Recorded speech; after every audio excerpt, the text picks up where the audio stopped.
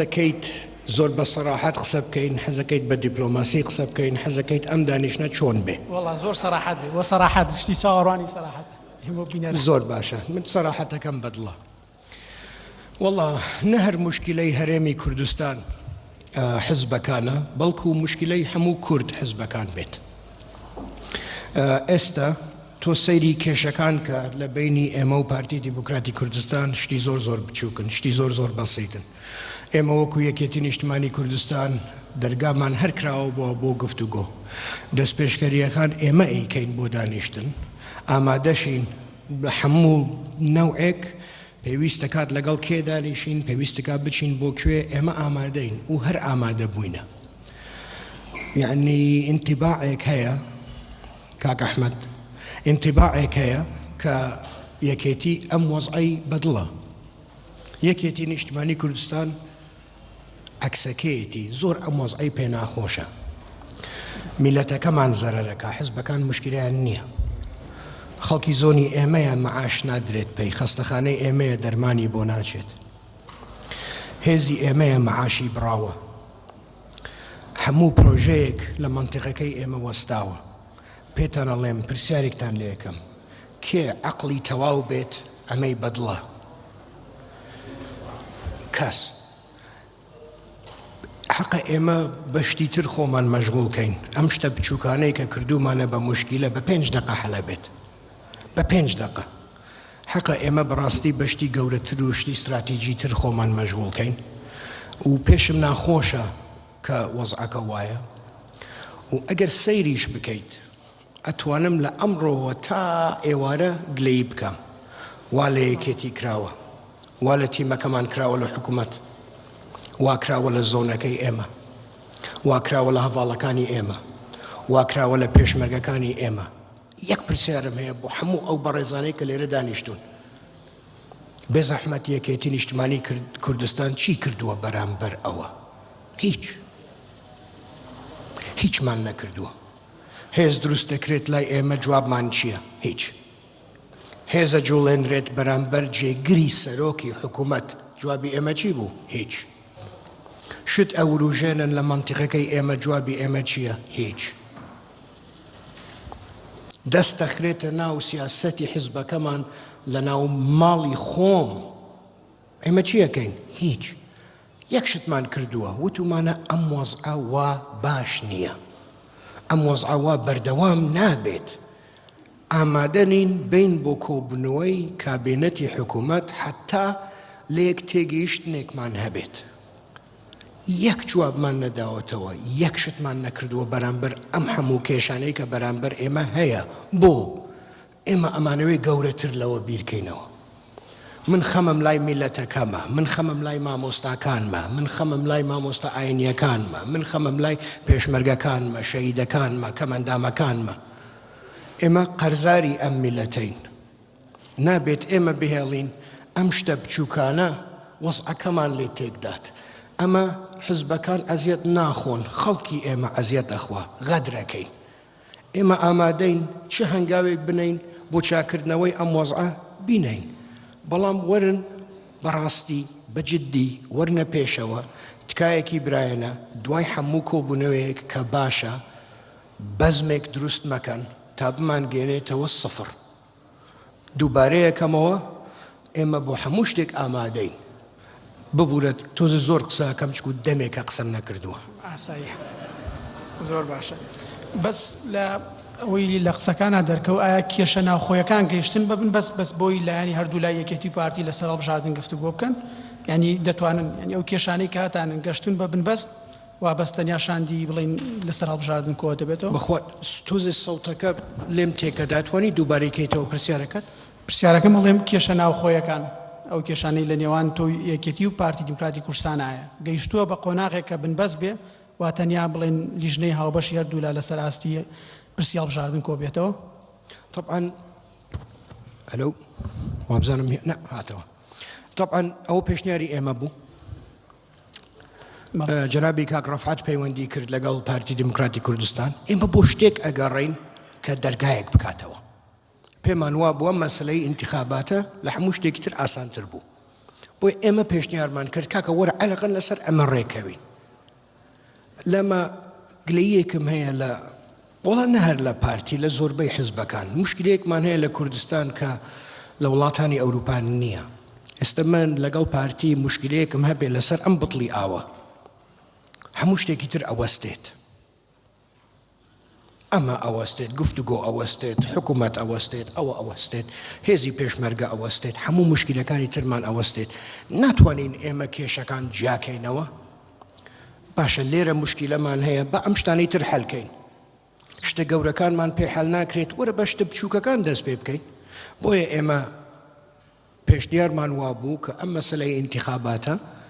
بەلەوەوە دەست پێ بکەین ئەمە شتێکی بچووکە بەڵکو لە حەلکردنی ئەم مشکلەیەوە بتوانین مشکلەیەکی تۆزی گەورەتر حەلکەین دوای تۆزی گەورەتر حەلیکەین دوای تۆزی گەورەتری حەلیکەین ئینشەڵڵا مشکلەمان نامێنێ پێت وایە هەڵبژاردن بتوانێت ئەو ناکۆکێ کۆتایی یەکلایی بکاتەوە یان کۆتایی پێبێنێت هەڵبژاردنەی لە پێشمان ئەزانین چۆنە دووشت هەیە ئەمێ تۆزێک جایکەینەوە لە یەکتری ئەگەر ئیجازە مەدەیت مامۆستا زۆر اعتیادیە دوو حزب سراعیان هەبێت یعنی زۆر اعتیادیە کۆمەڵ حەزەکات لە من دەنگ زیاتر بێنێ من حەزەکەم لە پارتی زیاتر دەنگ بێنم پارتی حەزەکات لە یەکگرتوو زیاتر دەنگ بێنێ ئەمە شتێکی زۆر اعتیادیە بەڵام کە مؤسساتی وڵاتێک بەکارەهێنرێت بۆ شکاندنی لایەک یان زەعیفکردنی لایەنێکی تر ئەمە ئەیباتە مەرحەلەیەکی تر ئەیباتە مەرحەلەیەک کە دروست نییە کە ڕێمان لێ ئەگرێت ئەو شتە استراتیجیانەی کە ئێمە بەیەکەوە بیکەین نەتوانین بیکەین من پێم وانییە ئینتیخابات مشکلەکانمان حەلکات خاصەتەن ئەگەر هەندێک لەو شتانەی کە ئەیبیستمەوە کە هەندێک برادران لە ناو پارتی ئەیانەوە بیکەن لەم ئینتیخاباتە بکەن ئەگەر ئەو شتانە بکەن بەو خوایە ئینتیخابات مشکلە ئەبێت بەو خوایە ئینتیخابات ڕەنگە هەر نەکرێت نەکرێت لەم ساڵە؟ بەڵێ هەر نەکرێت بەڵام ئەگەر بە دڵێکی فراوان بە ڕۆحیەتی برایەتی ڕێکەوین لەسەر قانونەکان گەمەی بچووکی مناڵانە لە یەکتری نەکەین زۆر حەزەکەین ئێمە ئینتیخابات بکرێت بالعکس زۆر گەشببینیشین بۆ نەتیجەی ئەم ئینتیخاباتە زۆریش حەزەکەین ئینتیخابات بکرێت ئامادەشین ئینتیخابات بکرێت و ئیسپاتیشمان کردووە چۆن ئیسپاتمان کردووە مامۆستا ئیسپاتمان کردووە چونکەن ئێمە بووین داوامان کرد لە پارتی دموکراتی کوردستان عەلەقەن ئەم مەوزوعە حەلکەین زۆر باشە بەڵام ئەوەی دوێنێ لەسەر هەموو شتێک ڕێکەوتن لیژنەی پارتی یەکێتی کە پارتی ڕازی بۆ بە فرەبازنەی بەڵام لەسەر پرسی کۆتاکان یان پێکاتەکان لەسەر تاسەری عێراقان پرسە یەک باز نەبوو ینی کریسیانیەکی هەولێر دەنگی دەدا بە کۆی کریسیان لە عێراقا بەڵام بۆ هەرێمی کوردستان ئەگەر پرسیارەکەم تەواوکەم یەک زانیاری تر بۆ نە بە پێی ئەو داتای لە بەردەستی منایە کە نیسەکانی هەرێمی کوردستان کردویانە 81 ماڵ لە سلێمانیایە ئێوەکی 81 ماڵی کریسیان ئۆکەی ئەنی ئێستا کێشەکە بڵین قۆناغی فرەبازنەیەەکە بڵین پارتی ڕازیە پێی ئێستا قۆناغی بڵین پرسی کۆتاکان و پێکاتەکانە کە لە هەرێمی کوردستانان بۆ وەکو سەرتاسەری عێراقێک باز دەبێ ئەزانی چۆنە مەسلەی کۆتاکان بەغەڵەتی تەرجمە ئەکرێت ئێمە زەدی کۆتانین بالعکس ڕەنگە پێویست بکات چەند کۆتایەک زیاد بکەین بەڵام پارتی لە بەغا داوای شتێکە کات و لێرە داوای شتێکە کات من پرسیارێکم هەیە بۆ ئەگەر بۆ بەغا باش بێ بۆ کوردستان خراپە ئەگەر من پیاوێکی بە شک بوومایە کە خۆتان ئەزانن وانیم من هەمووتەم ماستە بوویەکی تایە پێشنیاری من ئەوەیە ئێمە بە گفتوگۆ بکەین گفتوگۆ نەیعنی هەموو شتێکە یەکێتی ئەیەوێ جێبەجێ بکرێت ئەوە گفتوگۆ نییە ئەو زاڵکردنی ڕەئیەکێکە بەسەر ڕەئیەکێکی تر با لەسەر 5 تا ڕەئیمان وەکو یەک بێ با لەسەر 2 تا ڕەئیمان جیاواز بێ زۆر احتیادیە بەس پرۆسەکە نابێ لەسەر ئەم شتانە بوەستێت بەرنامە یەکێتی ئەوەیە کەمینەکان نوێنەرایەتی خۆیان بکەن با کریسیانەکان یەکگرتوو نەبن با تورکمانەکان یەکێتی نەبن با هەموویان نوێنەرایەتی خۆیان بکەن اینجا ئایا بۆ ئەم بڕیارە پێشنیارێکم هەیە بەگوێ لە خۆیان بگرین بە چه حەقێک من دانیشم بە کریسیانێک بڵێم تۆ بێ وا بکەیت بە تورکمانەکە بڵێم برای تورکمان تۆ بێ ئەمە بزاڵکەم بەسەرتە ئەگەر ئێمە بەڕاستی ئەمانەوەی خزمەتی کەمینەکان بکەین کە بە جددیشمە دڵنیام هەمومان ئەمانەوەی خزمەتیان بکەین با ڕێیاوانیش وەرگرین وەرە پێشەوە براکەم چیتەوێت چۆن باشە بۆ تۆ چۆن ئەتوانی خۆت گارنتی بکەیت کە جەنابەت نوێنەری بەڕاستی نوێنەری کەمینەکانە بی من حەز ناکەم من یعنی کریستیانەکان یان تورکمانەکان یەکێتی بن من حەزەکەم تورکمانەکان تورکمان بن حەزەکەم یێزدیەکان یێزدی بن حەزەکەم کریستیانەکان کریستیان بن ئەگەر بەم پرینسیپە ئیش بکەین بە یەکەوە باوەڕ ناکەم هیچ کێشەمان هەبێ زۆر بەڵامەوە لە یەک بازنەی هەموو هەرێمی کوردستانە بەدەستدێ یان لە جیاکردنەوەی پارێزگاکانە بەڕای بعد مناقەشەی ئەوە بکەین لە بەغا چی داوا ئەکەن هەواڵەکانمان و لێرە چی داوا ئەکەن و با بزانین بۆ لە بەغا شتێکمانەوێ و لە کوردستان شتێکی ترمانەوێ چیمانەوێت لە بەغا و لێرە چیمانێ نازانم من ئاگام لەو شتانە نییە خۆ دەزانی من پیاوێکی فەقیرم ئاگام لە تەفاسیلی شت نییە زۆر باش پرسیارەترم لەبارەی جێگری سەرۆکوەزیران و وەزیرەکانی یەکێتی کە بەشداری کۆبنەوەکان و شاندەکانی هەرێمی کوردستان ناکەن ئایا ئەو کاری نەکردوە سەرخراپ بەڕێوەچوونی کاروباری حکومەت لە پارێزگای سلێمانی هەڵەبجە خاستەنی هاوڵاتیانی ئەو دوو پارێزگایە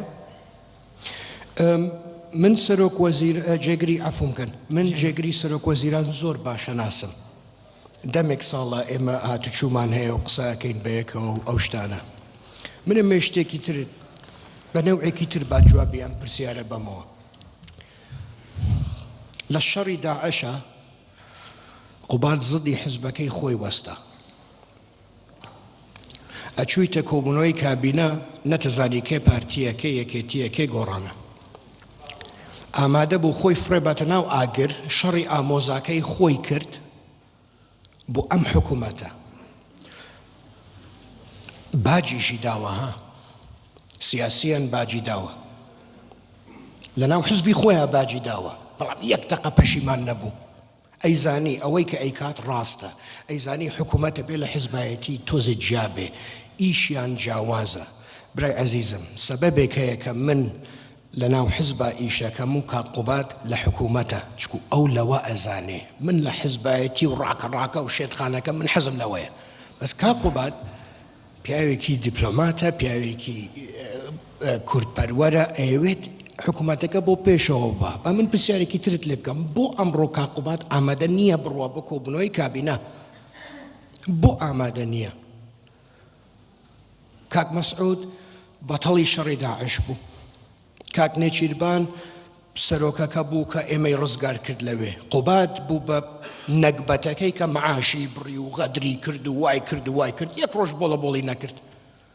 اتکا لە هەمووتانەکەم هەمووتان زیرەکن هەمووتان شارەزان هەمووتان بە تەجروبەن بۆ قوبات ئێستا ئامادە نییە بڕوات بۆ کۆبوونەوەی کابینە غێر کێشەمان هەیە غێر موشکیلەمان هەیە ئامادە بوو خۆی فڕێباتە ناو ئاگر و کردی بۆ ئەم حکوومەتەی هەرێم ئێستا ناڕوە بۆ کۆبوونەوەیەکی کابینە بۆ یەکێک تەلەفۆنی بۆ ناکات بڵێ کا قوبات تو بۆ نایی بۆ کۆبوونەوە این تەلەفۆن نەکراوە؟ نا پەیوەند یەک تەلەفۆنی بۆ بکەن بڕۆن چایەک بخۆن لەلای وەڵڵا دنیا کاول نابێ بڕۆن یەکێک بڕوا چایەک لەگەڵ کا قوبات بخۆ بڵێ ئەرێ کوڕم تۆ بۆ هاکەی چییە لە ناو دڵت مشکلەی یەکێتی چییە با من پرسیارێکی ترت لێ بکەم ئەگەر ئیجازە مەدەیت من ئەمڕۆ شوێنمەوەیە کە پرسیار بکەم وەڵام وەرگرم ئەخە تۆ وتت با بە سەراحەت قسە بکەین بۆ دەرگاکەم لێ دامەخە سەعاتێکمان هەیە هەموو پرسیارەکان دەکەیت دڵنیا بە سەیر خەڵکەڵێت موشکیلە هەیە لە بینی پارتی و یەکێتی کاکە وەڵڵا وان نییە وەڵای مە یەک موشکیلەمان نییە لەگەڵ پارتی دیموکراتی کوردستان ڕەنگە لەگەڵ بەشێکی حکوومەت بەشێکی کێشەمان هەبێت باشە من پرسیارێکتان لێکەم ئەتیادیە کۆمەڵی وێ لە پەرلەمان بێتە دەرێ ئەتیادیە یەکگرتووە وێ لە پەرلەمان بێتە دەرێ ئەتیادیە کەسایەتیەکان کە زۆر قسە بە ئێمە ئەڵێن ڕەنگە ئەگەر من لە ڕووی شەخسیەوە سەیریکەم پێم خۆشە لە پەرلەمان بێنە دەرێ چکو بەشکەم کەم قسەمان پێ بڵێن بەڵام ئەتیادیە ئەمانە هەموو ئەیانەوێت لە پەرلەمان بێنە دەرەوە ئەمە منم سحری بافڵە خۆزگە ئەم توانی لێرە دانیشم بڵێم وەڵا منەوەنە عەزیمم ئەوەنە دیپلۆماتم من قەناعەتم بە هەموو کوردستان کردو وەرە دەرێ لە پەرلەمان کاکەم من نیم یەکێتی نییە کێشەمان هەیە ئەبێ ئەوەڵجار اعترافکەین بەوەی کە کێشەمان هەیە و من ئەلێرە پێتان ئەڵێم کێشەکە ناتوانیت بڵیت خەتای پارتیە ناتوانی بڵیت خەتای یەکێتیە خەتای هەمومانە جیاوازیەکە لەمەیە ئێمە ئەڵێن وەرن با بەیەکەوە حەلیکەین ئێستا لایەنێک هێڵێ ئێمە هیچ کێشەمان نییە پێویست ناکە حەلیکەین کێشەمان نییە چیە هەموو پەرلەمان چۆڵ بوو چۆن کێشەمان نییە ینی کێشەکان هەم سیاسی هەم بڵین لە ینی کێشەی سیاسین هەم حکوومەتیش بەڵام من سەبارە بە حکوومەت هەرێمی ئێمە کێشەی سیاسیمان کەمە ئێمە کێشەی خزمەتی خەڵکمانە من نامەوێ خەڵک لە کوردستان بە دوو نوع سیر بکرێت هەواڵان من 2002 لەگەڵ جەنابی کاک مەسعود کاک کۆسرەت و مام جەلال دانیشتم مام جەلال بە کاک مەسعودی وت با شتێک بکەین هەولێر وەکو سلەیمانی لێبێ هەولێر خەریکە خەڵکە نێرێ بۆ فەزا و یاخوا ئەینێرن و دەستخۆشیتان لێ یەکەم بەڵام سلەیمانی هەر وەک خۆی ماوە ئەمە چ عەدالەتێکە وەرە سەری جادەی ئێمەکە وەرە سەری مەکتەبی ئێمەکە وەرە سەری مەنتیقەی ئێمەکە وەرە پرۆژەکانمان بژمێرەوە وەرە سەری حدودەکانمان بکەن ئەمە چۆن حکوومەت وا ئەبێ من پرسیارێکت لێکەم 4 ساڵە حکوومەت کە چەند جار هات بۆ سلەیمانی وەرن بۆ سلەیمانی بڵێن ئێمە خەڵکی تۆین واتان بۆکەم واتان بۆکەم واتان بۆکەم قەت نایەتە ئەو ناوە گلەی لە ئێمە شەکەن ئەڵێن ڕەئی ئێمە لەولا ناخوا وەڵڵا ڕەئی ئێوە لەبێ ئەخوا وەڵڵا زۆر بەڕێزن لای ئێمە وەڵڵا یەک هەنگاو وەرنە پێشەوە ئێمە 10 هەنگاو یەینە پێشەوە بەس خۆت ناییت خۆت ناتەوێ خۆت عەزێتیانە دەیت کێ ئێترافت پێکاوە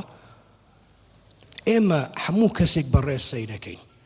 ئێمە ئەمانەوێت لەگەڵ هەموو کەسێک ڕێکەوین ئێمە ئامادەین وەکو هەموو جارێک تەنازول لە حەق و حقوقی خۆمان بکەین وەکو حزب بۆ میلەتەکەمان ئێستش ئامادەین لێرەش وعتان پێدەم چۆن 2 ساڵ پێش ئێستا لەم کورسیە داوام کرد لە هەموو کوردەکان وەرن یەک بگرن وەرن بەیەکەوە بچین بۆ باغا ئێستش نەڕۆیشتووە بڕوە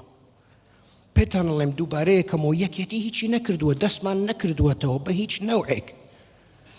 باشە دەوەرنە پێشەوە لەگەڵمان چاوەڕێی چیەکەن هەر حەلیەکەین خۆتە زانی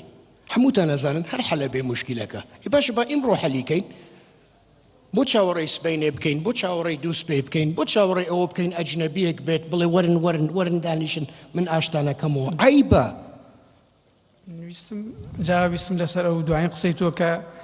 دەبیستین هەوڵی دەرەکی هەیە ینی هەوڵی ڕۆژاوایەکان بۆ بانگێشکردن یان داوەتکردنی یەکێتی پارتی و دانیشتن و ڕێخستنیان ئایا دەکرێت ئەم هەوڵە ینی یەکێتی پارتی دیکە لە ڕێگەی سەرۆکایەتی هەرێمی کوردستان و یان دەستپێشخەری بەڕێستەرۆکی هەرێمی کوردستان یەکێتیمان بارزانیوە بتوانن دانیشن و گفتوگۆ بکەن یان کێشەکان چارەسەر بکەن یان هەر لایەنی دەرەکی وەکو ڕۆژئاوایەکان با بڵێن کۆمان بکەنەوە سەریح بم زۆر هەرچی شتێک تەوێ ئێمە ئامادەین کاکە ئەتانەوێت لەگەڵ پارتی دانیشین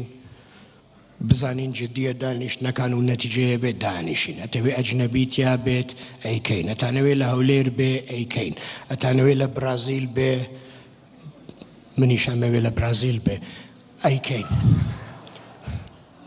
بەڵام ئێمە بە کوردیەکەی ئامادەین لە فەزا دانیشین ئێمە مشکلەمان دانیشتن نییە مشکلەمان نەتیجەی دانیشتنەکانمانە مشکلەمان ئەوەیە کە دانیشتنێکەکەین لایەنێکی تر کەتنێکە کات و دانیشتنەکەی دووهەم تێکەچێ خۆتان ڕێک خەنەوە بزانن بەرنامەکەتان چییە یەک پارتی دیموکراتی کوردستان ئێمە بۆ هەموو شتێک ئامادەین وەڵڵا لەکوێ ئەیکەن کێ ئەیکات چۆن ئەیکات ئێمە ئامادەین زۆر باشە یەک پرسیار دوایین پرسیام لەسەر پرسی ناوخۆ لەسەر دوایین پەیامی لاهور شێخ جەنگیە کە گوتی من بە بڕیاری دادگا کەم بەستی بڕیاری دادگای ئاسایشی هەولێر بوو کە هاوسەرۆکی یەکێتیم ئەگەر لاهور شێخ جەنگی کە پەیامێکی لەم ڕۆژانە بڵاو کردەوە وەک هاوسەرۆک ئەو کات ئەگەر سەرکردایەتی ئەگەر پرسیارەکەم تاوکەم ئەخر ئاگام لە ئەوە نییە کە باسیەکەیت ئاگام لە پەیامی کاک لاهور نییە پەیامی بۆ من نردووە نە پەیامێکی بڵاو کردێتەوە بۆ هەموو هەرێمی کوردستان بەڵام پرسەکە ئەوەیە ئایا ئەگەر وەکو هاوسەرۆک وەکو بڵین بەجیا ئێوە سەرکردایەتیەکی نیشتمانی کوردستان بڕاری دەرکردنی داوە ئەگەر وەکو خۆی هەڵبژێرکە هەندیز دروستکە بۆ پەرلەمان بۆ بژاردننی پەرلەمانی کوردستانە ئێوە لە ڕێگەی یاسایەوە چی دەکەن یان چی ڕێگایەک دەگرنەوە ئێمە من جارێ من داوای لێ بردوونت لێ یەکەم زۆر خۆم حازر نەکردبوو بۆ ئەم دانیشتنە ئاگام لە پەیامی کاک لاهور نییە بەڵام کاک لاهور ئازادە چیەکە بیکات لە ناو یەکێتی نییە با بڕوە حزبێک دانێت با بڕوە چیەکات بیکات ئێمە باوەڕمان بە ئازادیە لە زۆنەکەی ئێمە باوەڕمان بە دیموکراسیە زۆر اعتیادیە با بڕوە حزبێک بۆ خۆی دروستکات و ئیشەڵا سەرکەوتووە بێت و ئێمە هیچ کێشەمان نییە لەگەڵ ئەوە یعنی من بەداخیشەوە و پەیامەم نەدیوە بۆیە ڕەنگە نازانم ئاگادارەبی بەڵام من پرسیارم لە کاکشاڵا و کردەگەر پەیامی بۆ ئێمە نردووە بەسەری وا بادا بۆیە من دیارە نەیناردووە. زۆر باشە من پرسیارتر کە مانتاکیت ئاگاداری لەسەر نرخی بەهای دینارە بەرامبەر دۆلار ئەمریکەکان دەڵێن پارێکی زۆر لە کورس بڵێن لە عێراقا بەگشتی و لە هەرێمی کوردستانیشا لە شارەکانە بە تایبەت لە سلێمانیا کە چەندین راپۆرتی ڕۆژنامەوانی هەبووە یەکێکە لەو شوێلانەی دۆلاری تا من داوای لێ بردون کە من آخر جار لەگەڵ لیژنەیەک دانیشتم لە بەغاوە هاتبوو و ئێمە ئێستا هاوکاری ئەو لیژنەیە و پارەیە ڕاگرین آخر معلوماتی ئێمە و آخر معلوماتی ئەو لیژنەیە ئەوەیە کە پارەکە لە ڕێی کەرکووکەوە لە جادە خۆڵەکانەوە ئێستەیەتە سلەیمانی لە سلەیمانیەوە بەداخەوە یێتە هەولێر لە هەولێرەوە چێتە تورکیا لە تورکیاوە داباشەکرێت ئەمە حەقیقەتەکەیەتی و پێموتی سەڕیحە بم ئەمە حەقیقەتەکەیەتی بەڵام ئێمە و هەولێر ئەوەی کە من ئاگام لێ بێت هەردووکمان لە هەوڵی جددیین ئێستا جادەکان نەزانین ڕێیەکان نەزانین لە هەوڵی جددیان ئیشەڵا بەیەکەوە هەولێر و سلەیمانی و هەموو مەنتیقەکانی کوردستان بتوانن ئیشێک بکەین کە ئەم شتە ڕاگرین ئەمە شتێکە بەعزیش دەتوانین بێکەوە بکەین. ئەچمە سەرتەوەری دووەم پرسی وزە بە تایبەت پرسی گاز کە ئێستا پرسیەکە هەموو جیهان سەرقاڵە بە پرسی گازەوە و خاصم بۆ ساڵانی داهاتوش یەکێتی ئەوروپا و وڵاتانی تر پێویستیان پێێتی و داڕشنەوەیەکی نوێ لە نەخشەی جیهان و لە پەیوەندی نێودەوڵەتەکانی شاکە. پرسیارەکەم وەیە بۆچی کارکردن لەسەر فراوانکردنی بەرهێمەرانی کێڵگەی گازەکانی خۆرمۆر چەمچەماڵ وەسان ئایا ئێوە وەستانتان چونکە بۆ عێراق ئۆیل ریپۆرت چاوپێکەوتنیەک هەبوو کە لێ باست کردبوو و بۆچی ئەوە ناڕازین لە شێوەزەی بەڕێوەبردننی ئەم دۆسیە؟ ئێستا دڵم خۆش بوو. من بەڕاستی پێشنیارێکم هەیە بۆ جەنابەت و حەدم نییە پێت بڵێم ئەم پانڵە چۆن بکەیت بەس سەری خۆمان بەو شتە بچووکانە نێشێنین کێ وای وتو لە تەلەڤیزیۆن و کێ پامی ناردیان نەینارد ئەو شتانە تەواو بوونە لای ئێمە ئەمانەوێ ئەم شتە استراتیجیانە باسکەین. من ئەمەوێ ئەمڕۆ هەموو دنیا محتاجی غازە وەرە کاکە با لەسەر ئەمە پۆلیسیەک دانین بەیەکەوە ئێستا ئێمە ماشەڵای لێبێ پارتی دموکراتی کوردستان باشترین علاقاتی هەیە لە بەغا ئەم ڕۆژی یەکێتی نیشتمانی کوردستان لە زمانی مام جەلال و علاقەی وا باش نەبووە وەرە با بەیەکەوە بچین بۆ بەغا موشکیلەکانی میلەتەکەمان حەلکەین ئەم شتە استراتیجیانە با باسکەین با باسی ئەوە بکەین چۆن ئەتوانین یارمەتی براکانمان بین لە ڕۆژاوە کە هەموو ڕۆژێک لە ژێر زەختان کە هەموو ڕۆژێک زەختیان لێکرێت کە هەموو ڕۆژێک قەسفەکرێن وەرن بە حەلێک بۆ ئەمە بدۆزینەوە وەرە بە ئاشتیەک دروستکەین لەگەڵ هەواڵەکانی پەکەکە و تورکیا بۆ مام جەلال توانی بیکات ئێمە ناتوانین بیکەین وەرن بە مانتیقەکەی خۆمان ئارام بکەینەوە لە جیاتیەوەی عەلەمی حیزبەکان هەڵگرین وەرە بە عەلەمی کوردایەتی هەڵگرین بەیەکەوە پێمانەکرێت نامانەوێ براگەورە بین نامانەوێ لە پێش کەس بین وەرن با بەیەکەوە ئەم شتە استراتیجیانە باسکەین باشترین برامان هەیە لە بەغا خوشک و برا ببوورە دکتۆرە ڕێواز باشترین خوشک و برامان هەیە لە بەغدا ئامادەن ڕێکەون لەگەڵمان داواکاریەکەیان زۆر بەسیتە سەرکە چیت پێڵێن ئەڵێن تۆ کوردستانت هەیە ئەمەنە نەوتیتیایە هەر بەسڕە 1000 جار لە کوردستان دەوڵەمەندترە لە مەسەلەی نەوتا 1000 جار 1000 times ئەڵێن وەرە تۆ لەمە شەریک بە ئێمە ئەڵێن نایکەین من پەرداغە ئاوەکەمەوێ مێزەکەم ناوێ ئەمە هەر ئەمە گومان لە لای خەڵک دروستەکە بۆ ئەمە تەوێ ئەمە بۆ کوێ ئەڕوە بۆ ئێرە ئەڕوە یان بۆ شوێنێکی تر ئەڕوە ئەبێ ئەم پرسیارانە بکەین بە سەریحی بەغا ئامادەیە ڕێکەوێت لەگەڵمان یەک داواکاری هەیە ئەڵێ من واجبی خۆم جێبەجێەکەم بێ زەحمەت تۆش واجبی خۆت جێبەجێکە وەڵڵا من نە بیزنسمانم نە زۆر لە حساباتە بەقوت بوومە بەس من کە سەیری یەکەم هەر بەسڕە 1000 جار لە ئێرە دەوڵەمەندترە ئەوڵێ وەرە لە هەمووی شەریک بە من ئەڵێم نازان من عەقڵم بۆ نایبڕێت ئەوەی لێ بدونتان لێکەم پێویستم بە یەکێکە کە لە نەوت بزانێت تێم بگێنێ بۆ ئەمە شتێکی خراپە جەوەڵا من خۆم ماستەرم لە نەوتە هەیە help me بەس پرسیارێک لێرە پەیوەندی بە سەروەریەوە هەیە ینی ڕادەست کرد سەروەری هەرێمی کوردستانی ئەمە بە درێژایی بڵێن 100 ساڵی ڕابردوو کە هەموو بزوتنەوەکان لێرە و بە دوایین کە گەشتوین بەم قاوارە لە بۆ هەر 4 پارچەی کوردستان و ڕادەستکردنەکە گەر ژمارەکە ڕقم بێ ئەوە ڕێکەوتنی زۆرە مجارێکراوە بەڵام پرسەکەی بەغدا کە داوایەکە ڕاداستکردنە یعنی ئەو بۆ نونە چۆن پێشتر بەڕێوە بردە بەڕێوە بەرێ بەڵام ئەوەی ئەمان هەرێمی کوردستانیش بڵین داوای کردووە لە شاندەکانی پێشواوە لە دوایین شاندیشا کە باس کراوە پرسی ڕقمکردن کێشە نیە بەڵام ئیدارەدان و بەڕێوەبردن و سەروەریەکەی ئەوە کێشەیە لە نێوان سیرکە تا مشکلەیەک هەلکەیت ئەبێ ئەوەڵ جار بزانی کە مشکلەیەک هەیە تۆ بڵیت محکەمە بڕیاری نەداوە بەغان نییە ئەوە نییە قەت ناگەیتە حەل با ئەوەڵ جار ئێمە ئیحترامی قەزا بگرین با ئیحترامی قەزا بگرین هەموو ئەم کێشانەی کە جەنابەت باسیەکەی مەوزوعن بەڵام ئامادەین حەلیکەین ئەوانیش ئامادەن حەلیکەین لە جیاتیەوەی من و جەنابەت لێرە دانیشین مناقەشەی بکەین وەرە با لیژ وەفتێک دروستکەین سبەینێ ئەڕۆین بۆ بەغا ئەیکەن کاکە لەگەڵ ئەم جەماعەتە من بینم باشە کاک مەسرورگیان تەلەفۆنێکم بۆ بکە بڵێ بڕۆ بافڵگیان لەگەڵ ڕەفیقەکان قسە بکە کاک سعدی لەگەڵ ئەم جەماعەتە وەزعی باشە با تەلەفۆن بکە بڵێ کاک سعدی گیان بڕۆ بێ زەحمەت و ئەمە حەلکە بەیەکەوە ئەمە حەلەکرێت بەڵام ئێمە دانیشین و چاومان داخین و بڵێن وەڵا بڕیار نییە و مڕیار نییە و حکوومەت نییە و قەزا نییە ئەمە ناگەیتن هیچ نەتیجەیەک ناڵێم خۆشە وەزعەکە ناڵێم باشە وەزعەکە بەڵام حەلەکرێت بەس بە دانیشتن و بە گفتوگۆ حەلەکرێت بە ئێتراف نەکردن بە کێشەکان حەل ناکرێت ئەمە شتی زۆر بەسیط و لۆجیکن یعنی من سەیرە ئەبێ ئەم قسانە بکەم لە ناو ماڵی خۆتە شەڕێک دەبێ لەگەڵ خێزانەکەت تەبعەن ئەوەی باتەوە بەڵام بە قسە حەلە بێت نابێ من بڵێم وەڵا کێشە نییە چۆن ئەوە ئەمە بەسیترین شتە یعنی بەسیترین شتە ئێستا پێشکەوتنیەکە هەیە لە گفتوگۆکان چی لە شاندی هەرێمی کوردستان و لە نێوان شاندی هەرێمی کوردستان و شاندی بەغدایە لە دانوستانەکانە و بە هاوکاری ئەمریکیەکان بەس پرسیارەکەی من دقیق ئەوەیە و ئەلەساس ڕێکەوتون لەسەر یاسای نەوتوگاز داڕشنەوەی و هەروەها بودجەی 2023 بەڵام پرسیارە سەرەکە لێرەیە تۆ زۆر دەچی بۆ بەغا و زۆر دەچیە بەغا لەگەڵ ئەری وەڵا بە شانازیەوە زۆر حەزم لە بەغدادە زۆر باشە جامش پرسیارەکە مەمەیە ئەم جارە خەڵکی هەرێمی کوردستان چاوەڕوانی جێبەجێکردی و ڕێکەوتن و ئەو یاسایە دەبینێت لە کاتی ئەم کابینەی سوودانیدا وەڵا بە من بەسەراحەت جواب بەمەوە دیسان و تکاتان لێکم کەس عاجز نەبێ من هاتوچوو زۆرەکەم لە بەغداد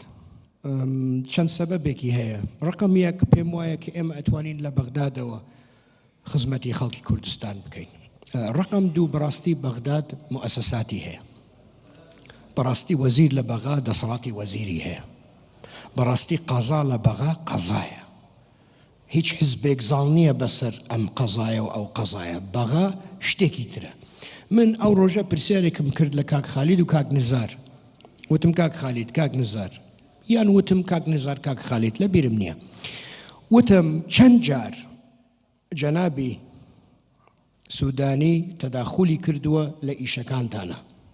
ئەزانی جوابەکەی چی بوو؟ سەفر ئەوە حکوومەت ئەوە مؤسسات ناوێرەمە و پرسیارە لە برادرەکانی خۆمان بکەم هەم بۆ کاک قوبات هەم بۆ کاک مەسرور کاک ئێمە بێ سقەمان بە خۆمان هەبێ ئەوەڵ جار بێ کێشەکانی خۆمان حەلکەین جەنابەت باسی نزیکەوتنەوە ئەکەیت و ڕێکەوت نەکەیت ناتوانم جوابی ئەو پرسیارە بە مۆچک و بە شەرێک لە ناو یەکێتی نیشتمانی کوردستان ئاگای لەوە نییە هەر ئەتوانم دوعاتان بۆ بکەم ئیشەڵا سەرکەوتووە بن ئیشەڵا ڕێکەوتنێکی باشە بێت و لە هەر کوێیەک بافڵ بتوانێ هاوکارتان بێت بێ زەحمەت بمنێرن ئەچم هاوکارتانە بم زۆر باش من دەست بە سەر تەوەری سێمم کە پرسی پێشمەرگە و دۆخی ئەمنیە گۆڕانکەم زۆر باشە بەپێی هەموو یاساکان دەبێ هێزی پێشمەرگەی کوردستان یەکگرتوو بێ وڵاتانی هاوپەیمانیش لە هەموو ڕێکۆهانی ئێوە هەم یەکێتی نیشتمانی کوردستان پارتی دیموکراتی کوردستان دەم بۆ یەخستنی هێزەکانی پێشمەرگە بەو ناوکیەکانەی کە لە نێوان یەکێتی و پارتیایە دەتوانین هێزەکان یەک بخەین پێشمەرگە یەک بخەین ئەگەر سیاسەتەکەی من بەکاربێنن کە ئەڵێم کە کێشەیەکمان هەیە لێرە پشتەکانی تر با بڕۆنە پێشەوە بەڵێ ئەتوانین بەڵام با پێت بڵێم کەی ناتوانین با پێت بڵێم کەی ناتوانین دژە تیرۆر لەم ساڵە 432 عملی عسکەری کرد و عملیاتی عسکەری کردووە زڵی داعش لەگەڵ تیەفەکان لەگەڵ برادرەکانمان لە بەغداد مقابل بەوە هێزەکانی تری کوردستان وابزام 30 عملی عسکەریان کردووە بە چه حەقێک یەکێک هەڵەستێت بەیانی و معاشیانە بڕێ وای یەکە گرینەوە وایە کە گرینەوە بۆ معلوماتی جەنابەت ئێمە پێشترین بۆ ڕێکەوتنەکە ئێمە لە پێشەوەین ئێمە لە خوامانەوێ هێزێکمان هەبێ یەک داواکاریمان هەیە بە عەدالەتی ئەمە بکرێت هیچ کێشەمان نییە ئێمەین ڕاکە ئەکەین ئێمەین وەفتەکەمان هەموو هەفتەیە گێت بۆ ئێرە ئەری وەڵڵا ئێمە حەزەکەین ئەمە بەرنامەی جەنابی ئیمام جەلال بوو من حەز ناکەم لەوێ بوەستێت من پێم سەیرە دوو حزب یەکی زانیاریەکیان هەیە یەکێک پاراستنی هەیە یەکی زانیاریەکی هەیە ئەمە لە چ وڵاتێک ڕوەدات وەرە بە ئەمانەش ڕێکخەینەوە ئێمە ئامادەین ئاسایشی ئەم لاو ئەولا باسەکرێت کوڕ وڵڵا عەیبە باسی ئەجنەبیەکانت کرد ئەجنەبیەکان ئەیانەوەی یارمەتیمان بەن بەس پێمان پێکەنن دۆزانی ئەمریکیەکان تااقەتیان چووە من ڕەفیقم هەیە لە واشنگتن وەفتی گەورە هاتووەتە ئێرە پێیان وتم بە سەراحەت وتوێتی کاک ئێمە 30 ساڵە خەریکین بەو خوای تااقەتمان چووە ئێستا بۆ معلوماتان عێراق هاتووەتە خوارێ لە گرنگی ئەو وڵاتانە ئێستا سەیری یوکڕینەکەن سەیری رووسیاکەن سەیری سینەکەن سەیری کۆریاکەن ئێمە فرسەتێکی زێڕینیمان هەیە وەکو کورد ئێستا یەک بگرین بە پەلە مەسەلەی غاز بینە پێشەوە ڕێکەوین لەگەڵ بەغا ئەجنەبیەکان ئاشتکەینەوە لە هەموو شتێکە ئێمە بۆ دواوە ئەڕۆین لە حقوقی ئینسانەوە کە قسەی یەکێکت بەدڵ نەبێ ڕسمگرتنی یەکێکت بەدڵ نەبێ پەیامی یەکێکت بەدڵ نەبێ ئەیگریت و فڕێیتە سجن و ئەیکەی بە ئیرهابی حتا هەموو شتەکانی تر ئێمە بۆ دواوە ئەڕۆین بۆ دواوە ئەڕۆین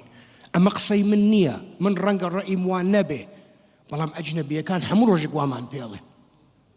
ئەمریکیەکان هەموو ڕۆژێک وامان پێڵێن ئینگلیزەکان هەموو ڕۆژێک وامان پێڵێن فرەنسیەکان هەموو ڕۆژێک وامان پێڵێن پاشە بووە ئەکەین ئێمە ئەبێ احترامی موسساتەکانمان بگرین ئەبێ ئەو شتانە جددی بن نابێ شکلی بن تا شکلی بن ئێمە بۆ پێشەوە ناڕۆین و دکتۆر ڕێواز لەوێ دانیشتووە دکتۆر ڕێواز سقم پێێتی دەسەڵاتی هەیە ئەتوانێ هەر چ شتێک بک بیکات وەفتی ئێمە لەگەڵ وەفتی تردا ئەنیشێت پێویست ناکە بگەڕێنەوە بۆ لای من هەموویان دەسەڵاتیان هەیە ئەلەوێشت ئیمزاکەن دوێنێش ئیسباتمان کرد کە لەسەر هینی انتخاباتەکە دانیسین یەک بەشەر تەلەفۆنی بۆ من نەکرد قسەی خۆمان ئێوارەکەی پێیان وتم ئەبووایە تۆزی زووتر پێم بڵێن برادران بەڵام پێویست ناکە پرسم پێ بکەن ئێمە ئەمانەوێ وا ئیش بکەین ئێمە ئەمانەوێ وا سیاست بکەین ئێستا یەکێتی نیشتیمانی کوردستان قەت عێلاقەی وا باش نەبووە لەگەڵ وڵاتەکانی دەور و بەرمان حەزەکەم پێتان بڵێ لەگەڵ حزبەکانی کوردستان قەت وەزعی وا باش نەبووە لە بەغا لە زمانی ئیمام جەلالەوە جەنابی خوا عەفوی کە عێلاقەمان وا باش نەبووە وەرە بە ئەوانە بین بە ئێوەش کێ وەزعی خراپە وەرە با ئێمە یارمەتی بین لەکوێ ئێمە وەزعمان خراپە وەرە ئێوە یارمەتیمان بن ئێمە ئامادەین هەموو هەنگاوێک بنین بۆ یەک ڕێزی حزبەکان نە لەبەر حزبەکان و یەکتریمان زۆر خۆشەوێت هەر چۆنێک بێخەنگ زۆرەیە لە ناو پارتیە بەڕاستی خۆشمەوێت بەس ئێستا ناوێرم تەلەفۆنیان بۆ بکەم لەبەر میلەتەکەمان لەبەر وڵاتەکەمان ئێمە لە بەغاوە ئەتوانین خزمەتی خەڵکی خۆمان بکەین نازانم چی ڕێی لێگرتوین کۆبینەوە نازانم زۆر باشە من بۆ ئامادەکردنی ئەم دیدارە کەسێ لەسەر پرسی ئەمنی و دۆخی ئەمنی وین حەزەکەم راپۆرتێکم ئەوەی لە بەسەر دڵتایە بیڵێ زۆر باشە اینجا یەکێک لەوانە راپۆرتێکی ڕۆلینستۆنە کە لە ڕۆژی 19 ئەم مانگە بڵاوی کردێتەوە کە ئایا کارگەی دروستنی چەک لە سلێمانی هەیە و ئەو تۆمەتبارە کە دەیڤ ڕۆژۆ کە وڵاتێکی ئەمریکی و ئەندامی پێشووی هێزی دەریایی سیڵە هێزی تایبەتە تۆمەتبارە بە بەبڕبردنی کارگەیەکی شاراوی دروستکردنی دەمانچە لە کارگەی دروستکردنی دەمانچە لە ئەم هینە ریفلەکش هینی ساوتەکە خراپتر و خراپترە بێت من لێرە گوێم نییە دڵنیام ئێوە گوێتان لێتی بەس سەگوێ لێمە تەواو دروستە دەنگەکە زۆر باشە زۆر باشە پرسەکەم لەسەر راپۆرتێکی ڕۆلینستۆنە کە لە کارگەی دروستکردنی چەک لە سلێمانی هەبێت تۆمەتبارێکەیە کە دەبرێتە بەردەم دادگا بەڵام ئەو هەموو تۆمەتەکانی ڕەت کردوێتەوە وەکو خۆی کە بەس باقچاقچی چەک و ساختەکاری سپکردنەوەی پارە و ئەشکەنجەدان ڕۆژێ تۆمەتەکانی سەر خۆی ڕەت کردوێتەوە وەکو خۆی بەڵام خستێ سەر کەسێکی دیکە کە ئەویش بەڕێز پۆڵە تاڵەبانی ئایا ئێستام کارگەیە هەیە یان کارگەی هاوشێوی وا لە سلێمانیا هەن چکە راپۆرتەکەی ڕۆلینستۆن بڵاوی کردوێتەوە 19 ئەم مانگە بەداخەوە ئەم ڕۆلینگستۆنەم نەبینیوە و من تەسەوڕ ناکەم ئەگەر شتێکی وا ڕوویدا بێت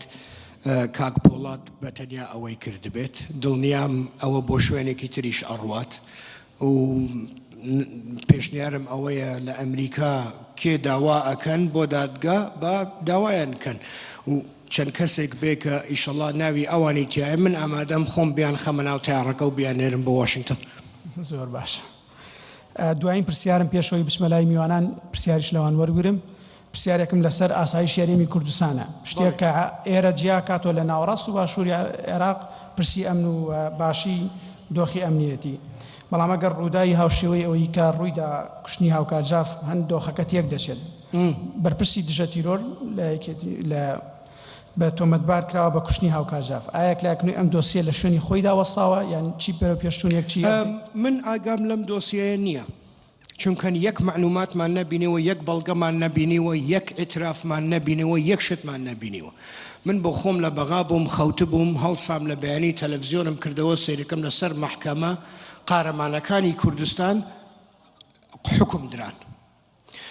دووبارەیەکەمەوە من زۆر احترامی قەزا ئەگرم بەڵام من زۆر نەمدیوە لە دنیا خەڵک لە تەلەڤیزیۆن مەحکەمە بکرێت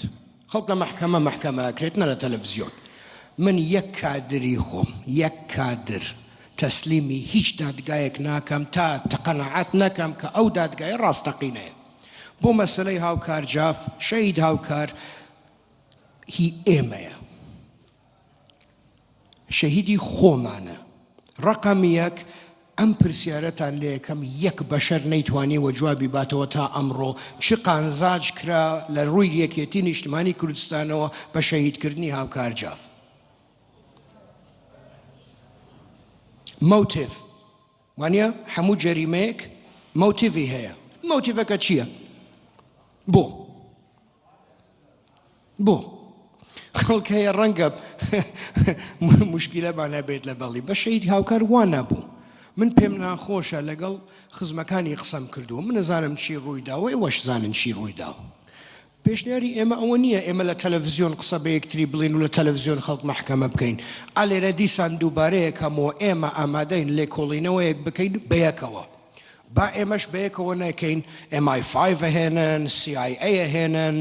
FBI هێنن سەباح سنگەرە هێنن کێ ئەهێنن یارمەتیمان بات ئێمە ئامادەین لەوە باشترە توانم چی بڵێم بەڵام بە من بوترێت ئەمە بنێرە بۆ هەولێر قەت ئەوە ناکەم قەت چاوەڕێی ئەوە مەکەن بەخوای گەورە لە خەوتانە ئەوە نابینن زۆر باشە من ئێستا پرسیارەکانم تەواو بوون ستەیجەکەمەوە یەک دوو پرسیاریش کە دەرفەتەی وەرەگرم ئەگەر هاوکارانم هاوکارم چەند پرسیارەکەن حەزەکەم بیکەن من وەختم زۆرە زۆر باش جا با پرسیارەکان ئەگەر هاوکارانم مایکەکە ئەو بە ڕێزە دەستی هەڵبڕیەوە بەس پرسیارەکە کورد بێت ئەتوانی خۆت بناسێنی کە قسە ئەەکەن بالعربي راح يكون سؤالي ها بالعربي والله ناتوانم دكتور أيمن هەردووسێ کەلیمە ئەزانم و هیچیان هی ئەوە نین لێرە بیڵێن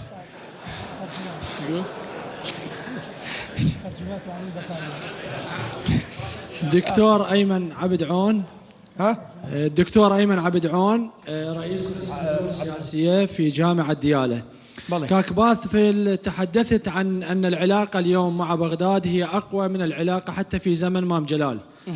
هل أن العلاقة اليوم مع بغداد هي كردة فعل على حجم الخلاف مع ببي أو ناكوكي لقال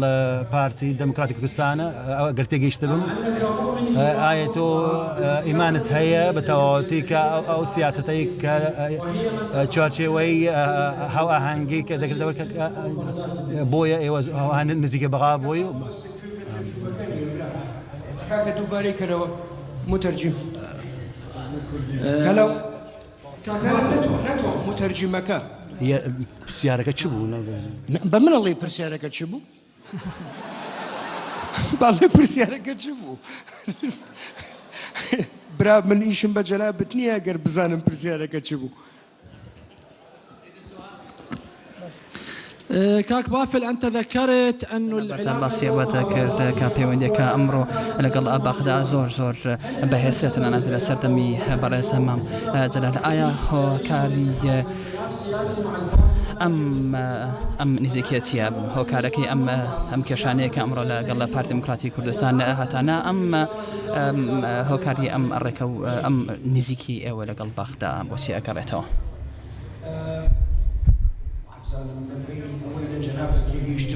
ئەوەش کە سەڵتی زۆر کەمە تێگەیشتم تۆزێک لە پرسیارەکە سەبەبی نزیک بوونەوەی ئێمە لەگەڵ بەغا ئەوەیە کە ئەبێ وابێ ئەمە یەکێتی نیشتمانی کوردستانە ئەمڕۆ کە یەکێتی نیشتمانی کوردستان گەیشتووەتە سەر ڕێگا ڕاستەکەی خۆی ڕێگای تێکۆشەرەکانمان ڕێگای شەهیدەکانمان واجبی ئێمەیە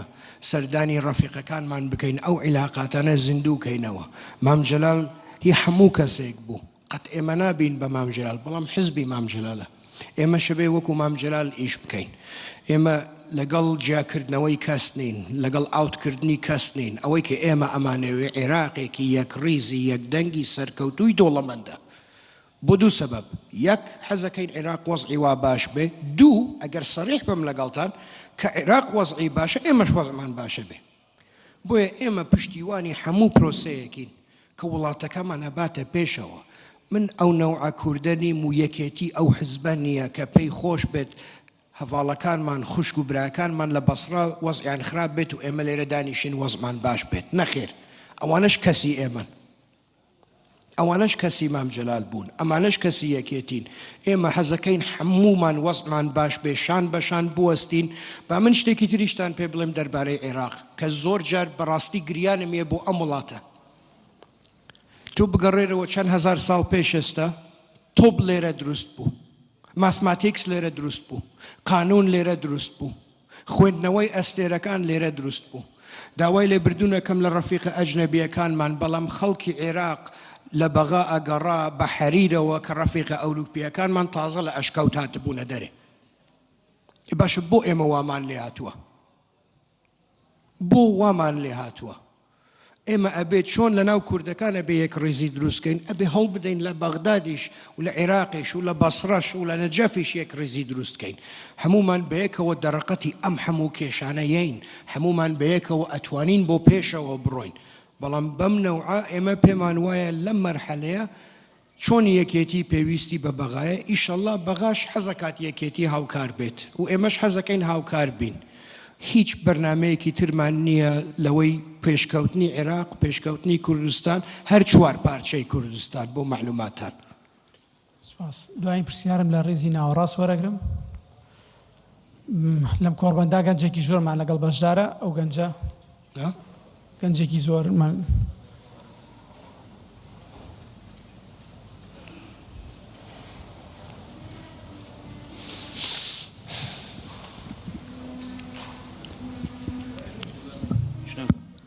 الو الو زۆر سپاس پرسەکەم ئەو پرسیارەکەم سەبارەت بە کەرکووکە بەڵێ هەمومان نەزانین لە دوای ئەو ڕووداوەکانی 16 ئۆکتۆبرەوە پارێزگاری کەرکووک کورت نەماوە ئایا تا چەند هەوڵتان داوە لەگەڵ پارتیا بگەنە ڕێکەوتن بتوانن ئەم پۆستە بگەڕێنەوە کە لە ناو کووردا کە لە عێراقا بە مافی کووردا هەزانێتن جوابەکەت دوو سەرەیە و یەکێکیت پێ ناخۆشە بێت بەڵام دڵنیاتان نەکەمەوە دانیشتنێک نەبووە لە بەغا کۆبوونەوەیەک نەبووە لە بەغا سەردانێک نەبووە لە بەغا ئێمە باسی کەرکووک نەکەین و زۆر بەجدیش باسی کەرکووک نەکەین ئامادەش نین تەنازول بکەین لەسەر مەسەلەی کەرکووک و هەواڵەکانمان لە کەرکووک بەڵام دەربارەی ئەوەی کە لەگەڵ پارتی چەند بەیەکەوە ئیشمان کردووە بۆ کەرکووک سفر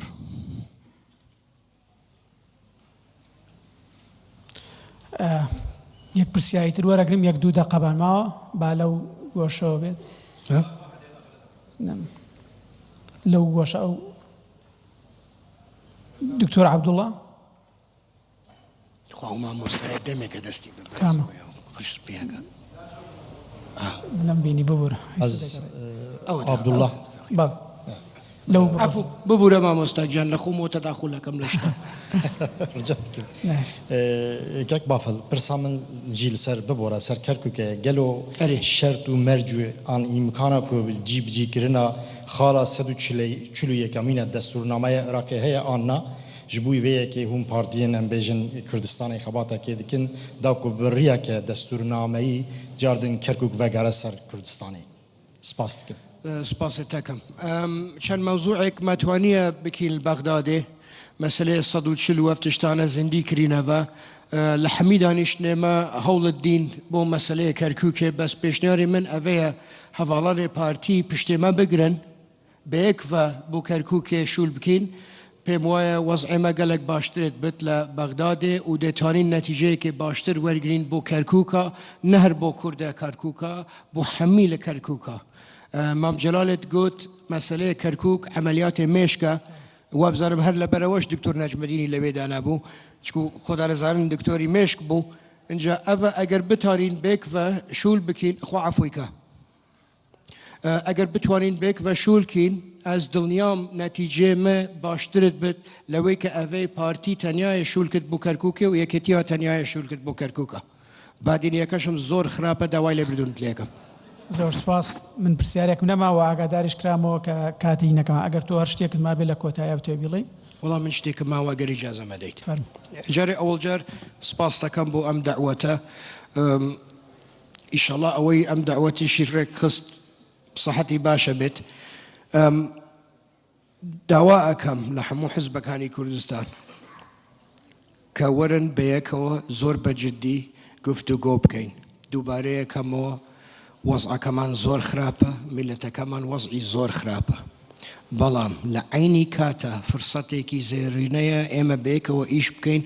موشکیلەکانمان حەلکەین و میلەتی کورد بۆ پێشەوە بین ئێمە غازمان هەیە ئێمە خەڵکی زیرەکمان هەیە ئێمە عیلاقاتی باشمان هەیە ئێمە توانای باشمان هەیە ئەلی وڵڵا بەیەکەوە هێزی باشیشمان هەیە هەر لێک تێگەیشتنمان نییە وەرن ئێمە وەکو یەکێتی ئامادەین تەنازول بکەین لە حەق و حقوقی خۆمان وەکو هەموو جارێک بەڵام وەرنە پێشەوە یەک هەنگاو وەرنە پێشەوە واز لەم سیاسەتە بێنن و ئێمە ئامادەین سێ هەنگاو بینە پێشەوە تکایەکی برایەنە هەرکێ گوێ ئەگرێت لە هەرچی حزبێک بێت ئەمە ڕەئی یەکێتی نیشتیمانی کوردستانە ڕەئی بافڵ نییە ڕەئی هەموو مەکتەبی سیاسیەکی ئێمەیە سەرکردایەتیەکی ئێمەیە پێشمەرگەی ئێمەیە ئێمە ئامادەین وەزعی کوردستان چاکتر بکەین وەزعی عێراق چاکتر بکەین سپاس زۆر زۆر سپاس بە هیوای بینینەوە لە سێمین کۆڕبەندی ساڵانەیە و لێر لە ساڵی داهاتوو و کێشەکانی چارەسەر بکرا و باس لە قۆناغێتر بکەین زۆر زۆر سپاس دووبارە ئێستا توانمەوە فڕێ بم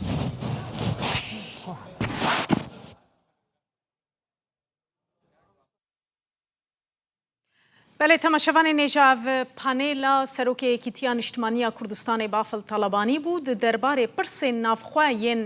هەرێما کوردستانی بە تایبەتی ژی پرسێن ناکۆکیên di navbera Partiya Demokrata Kurdistan û Yekîtiya Niştimaniya Kurdistanê de Bafıl Talebanî got weke Yekîtiya Niştimanî ew amade ne bi hemû awayî li gel her kesekî bi taybetî jî li gel partî rûnin li ku derê dibe çawa dibe qet ji bo wan negirîng e û van pirsgirêkên ku hene çareser bikin bi gotina wî pirsgirêk gelekî besîtin di nava 5 xulekan de têne çareserkirin nizane çima bi vî rengî ew pirsgirêk têne mezinkirin got di netîce de partiyên siyasî zirarê ji vê yekê nabînin xelk zirarê dibîne maaş li devera wan bi gotina wî li zona wan maaş nayê dayîn mamoste fermanber xelk bêmûçene proje rawestiyane banka kar nakin divê di demeke Kurd de ew weke partiyên siyasî li hev rûnin û van pirsgirêkan çareser bikin.